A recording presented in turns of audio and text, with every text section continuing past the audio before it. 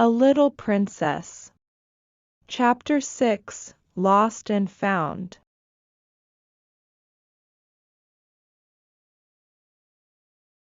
The next morning, the first visitor to the house next door was Mr. Carmichael, back from Russia. But when he came into the house, his face was sad. Mr. Carrisford knew the answer at once. "You didn't find her," he said. "I found her," Mr. Carmichael said.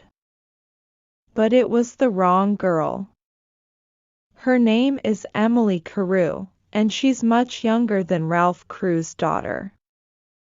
I'm very sorry."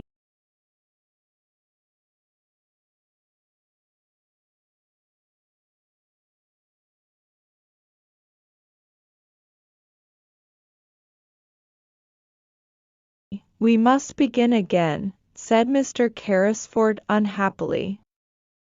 "But where? It's 2 years now." 2 years.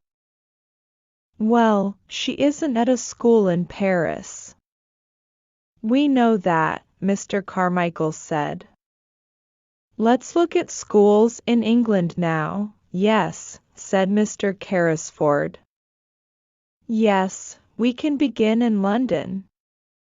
There's a school next door, Carmichael." Perhaps it was the magic again, but at that moment Ram Dass came quietly into the room.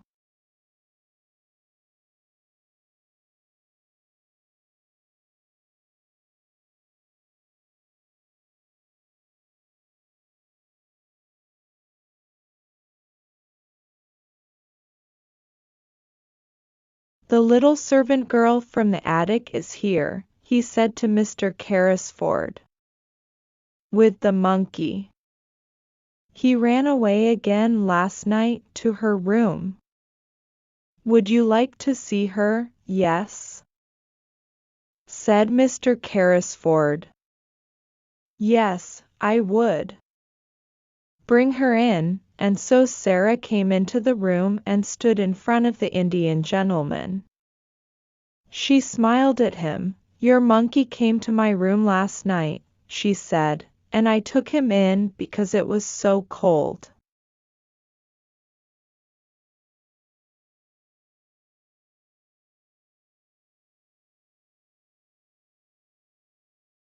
Mr. Carrisford watched her face with interest. "That was kind of you," he said. Sarah looked at Ram Dass by the door. "Shall I give him to the Lascar?" she asked. "I was born in India," Sarah said. "How do you know he is a Lascar?" said Mr. Carrisford. "Oh, I know Lascars," Sarah said.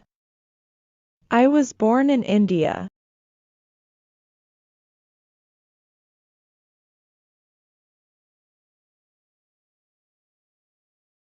Mr. Carrisford sat up suddenly.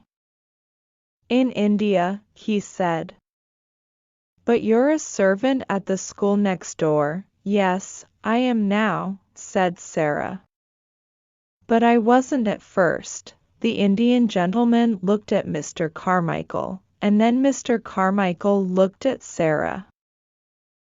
"What do you mean by at first, child?" he asked. "When father first took me to the school."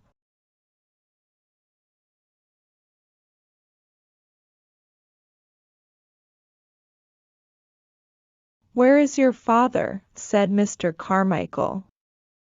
"He died," said Sarah, very quietly. "His friend ran away with all his money, and there was no money for me. There was nobody to take care of me. So, Miss Minchin put me in the attic and said I must work for my bread." The Indian gentleman moved in his chair.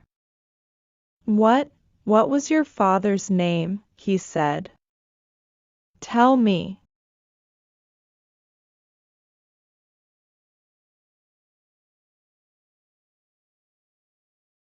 Sarah looked at him sadly. Ralph Crewe, she said. He died in India from a fever 2 years ago. Mr. Carrisford's face went very white.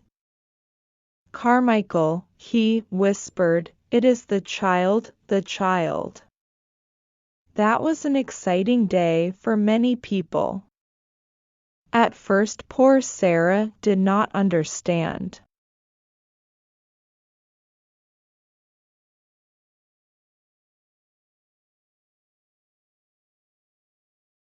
But Mr. Carmichael talked to her quietly and told her everything, the true story about her father's friend and the diamond mines, and the 2 hours of looking for Ralph Crewe's daughter, and all the time I was in the house next door.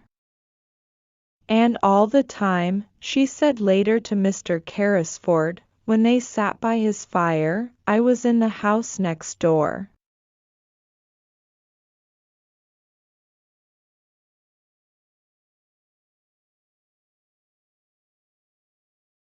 Tom Carrisford took her hand. Yes, he said. And you're never going back there. Your home is with me now. I'm going to take care of Ralph's little missus. Sarah laughed happily.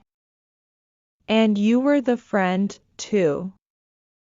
All those beautiful things in my attic came from you, you and Ram Dass.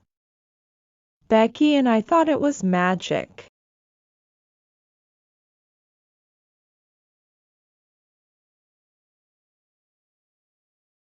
The Indian gentleman smiled at her. We were sorry for you, he said. Ram Dass can move very quietly, and he carried the things across the roof when you were out. I couldn't find Ralph's daughter, but I wanted to help somebody. And then Ram Dass told me about this sad, lonely little servant girl in the attic next door.